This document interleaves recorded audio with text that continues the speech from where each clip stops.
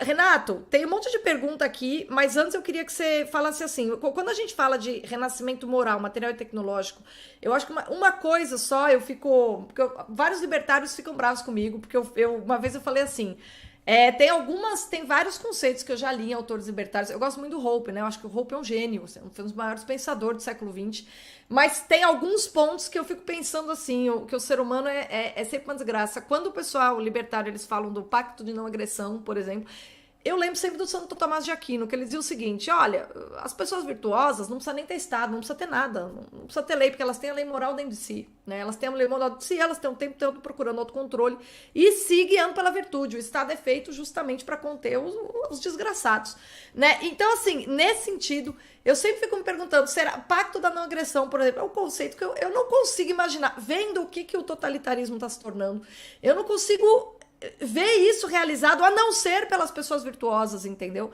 Então, assim, eu tenho alguma dificuldade com alguns conceitos libertários. Agora, o Bitcoin como ferramenta, eu acho que é um negócio tão claro, a virtude própria é um negócio, assim, para mim é tão claro que eu acho que essa é uma ideia inequívoca, entendeu? Que as pessoas têm de olhar como ferramenta e que não é que vai produzir a ideia de quem inicia, a ideia de quem inicia o princípio da não agressão afirma que está errado as pessoas que estão erradas, que iniciam violência contra pessoas inocentes. Isso não é ideia incontroversa? Essa ideia é lícito iniciar violência contra pessoas inocentes? Não, essa pessoa está errada, mas assim, o problema é incontroverso, não é isso ou não? É incontroverso, mas o que eu quero dizer é, o pacto da não agressão, você acha que é viável?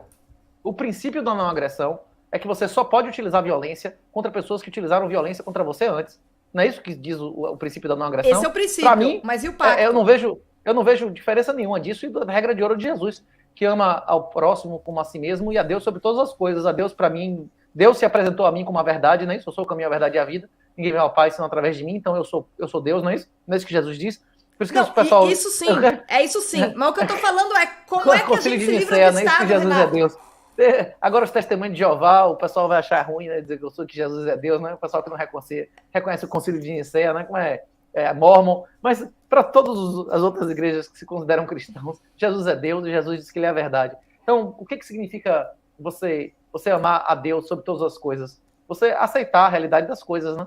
Você aceitar que sim é sim, não é não, que a verdade é absoluta, que existe direito natural, né? Isso é isso que homem é homem, mulher é mulher, que você não vai ser uma mulher se você fizer uma vagininha de mentira no lugar do seu pênis, né? Você aceitar a realidade, você amar a Deus, é você aceitar e ser grato de estar nesse mundo. É uma bênção. Nós somos mais ricos que qualquer imperador do passado. Tem que dar graças a Deus que seu bisavô não tinha papel higiênico, meu pai, minha mãe nasceram em casa sem televisão, meus avós nasceram em casa sem energia elétrica. Minha geração, pelo amor de Deus, a gente está vivendo num mundo de uma riqueza inimaginável há poucas décadas atrás. Sim. Né? Agradecer, ser grato por isso. Né?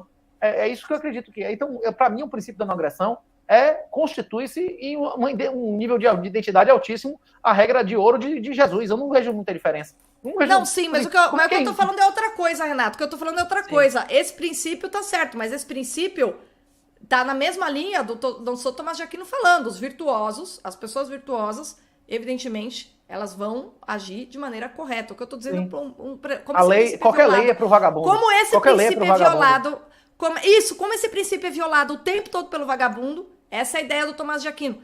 Constitui-se o Estado para conter os malfeitores. E assim, essa é a minha dificuldade de imaginar a possibilidade da gente se livrar do Estado, você entende?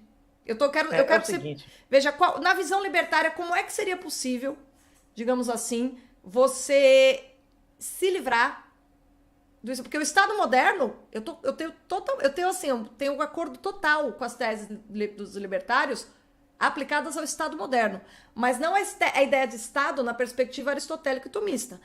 Se você pegar o Estado moderno, que é essa porcaria que a gente está vivendo, os libertários estão totalmente corretos. A crítica dele é totalmente correta. É pura agressão, é usurpador. Isso é o Estado moderno, entendeu? A definição de Estado que eu vejo ali. Dando uma perspectiva que o americano ia entender, um americano médio ia entender facilmente, mas que a maioria dos bacharéis em direitos nunca ouviram falar, tem um negócio chamado realismo jurídico. O realismo jurídico, por exemplo, é quando você chega num advogado e o cara diz a você que tem X% de ganhar e X% de perder. Jurimetria, por exemplo, é um aspecto de realismo jurídico que não existe no Brasil, não tem estatística de porra nenhuma, né? Inclusive, se tivesse, não servia para nada, porque cada juiz faz o que quiser e acabou, né? Mas, numa perspectiva dessa, o direito é a tecnologia. A finalidade do direito não nenhum jurista nunca teve como objetivo zerar os crimes e nem buscar todos os criminosos e matar todo mundo. Se todos os criminosos fossem punidos, todo mundo ia para cadeia amanhã, né? Todo mundo já cometeu crimes na vida.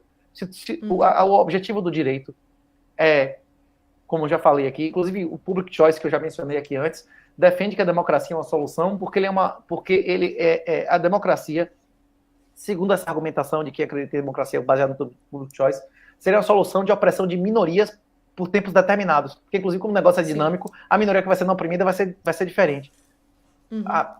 Como o professor Marco Batalha, o L de Liberdade é excelente. Pronto, quem puder, assista no L de Liberdade, o último vídeo do L de Liberdade. Ele comenta que a solução ideal não é todo mundo ser cooperativo e nem todo mundo ser oportunista. Mas existem equilíbrios dinâmicos, de algumas pessoas serem vagabundos, algumas pessoas serem agressivas e outros não serem.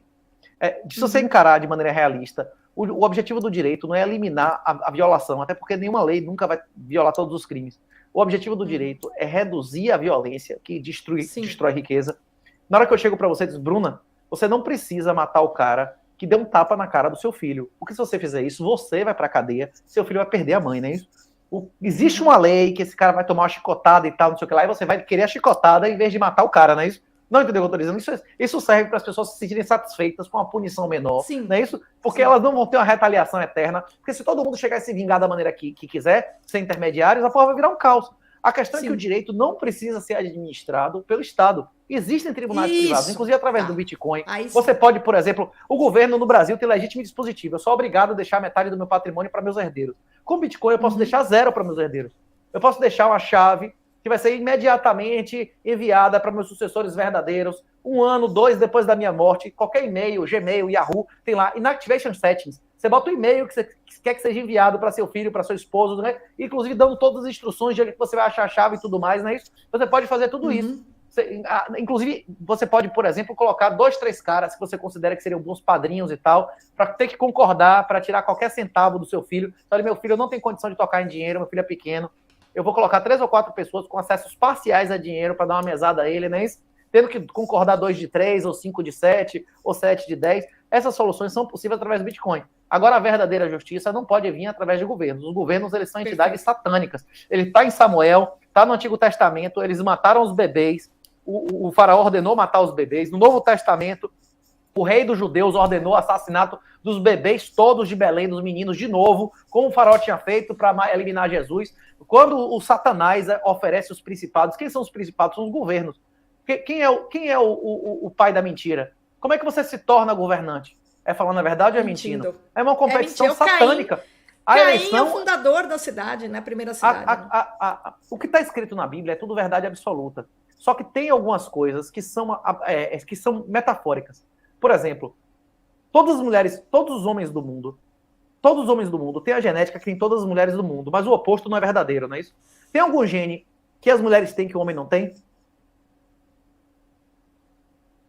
Porque a mulher tem 2x e o cara é XY, não é isso? Fora isso, é tudo igual. Sim. Tem alguma mulher que tenha Y? Não. Então a mulher é uma fração do homem, não é isso? É o que está escrito ali, não é? Sim, é o que está escrito, justamente. É a repetição exato. Não, existem outros tipos de bicho que é o contrário, que o macho é uma fração da fêmea. Mas no nosso caso, a mulher é uma fração do homem. Isso está escrito lá. A ordem dos animais está correta, porra. A ordem física de criação está correta. Como é que alguém saberia isso? Como é que alguém saberia isso há milhares de anos antes de Cristo, porra? Tipo, você vai negar que existe um conhecimento extraordinário naquele negócio ali, no Gênesis? Pelo amor de Deus, né?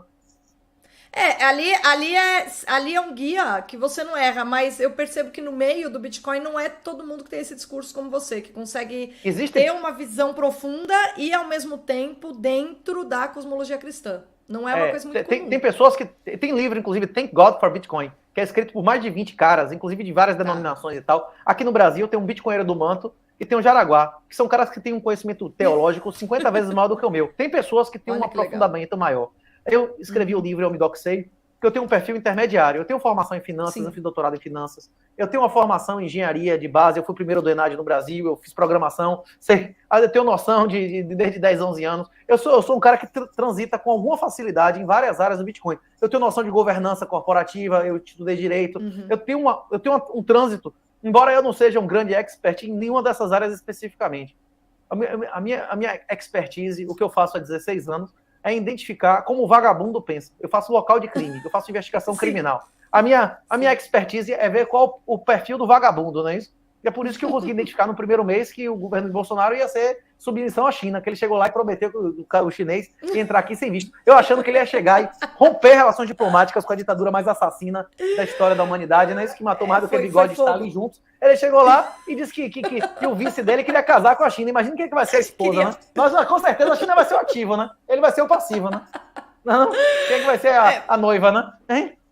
A China chutou a bunda do Ernesto, né? A hora que eles cansaram, mandaram demitir, assim, não adiantou. Ele até ficou uns 2 anos no governo, mas teve uma hora que a China pediu e mandou embora, ninguém, né? Ninguém de primeiro escalão, em nenhum momento o Bolsonaro indicou, ninguém de primeiro escalão que tivesse a mínima disposição de fazer desnazificação. Zero.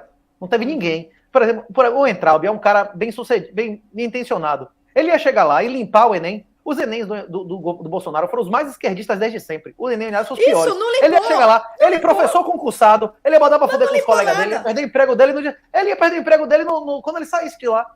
Ele poderia botar pra foder, sem contar que ele acredita em lei. Ele é um cara positivista, ele deixou isso claro. Mas mesmo que ele não fosse, né? Mesmo que ele não fosse, o professor Olavo deixa muito claro isso. Muito mais importante do que as crenças pessoais de alguém são seus compromissos pessoais. Você pode achar uma coisa certa, mas se for levar a escravidão e a castração do seu filho, você vai fazer o errado, não é isso? Ou não? Depende do compromisso seu com alguém, não é isso? Sim. Ou não? É isso mesmo. Justamente. Você me deve R$50. Agora, se você me der os R$50, seu filho vai morrer. Você vai me dar os R$50 ou você vai me dar calote? Não. Você vai me dar calote, não é isso? É lógico. Ou não? Claro. Mas lamento se lasque, não é isso? É isso. É isso. Essa é uma das lições básicas lá do curso de política do Olavo. Não interessa o que o cara acredita. Mais importa, isso interessa, mas um nível muito mais baixo do que os compromissos pessoais de quem está lá.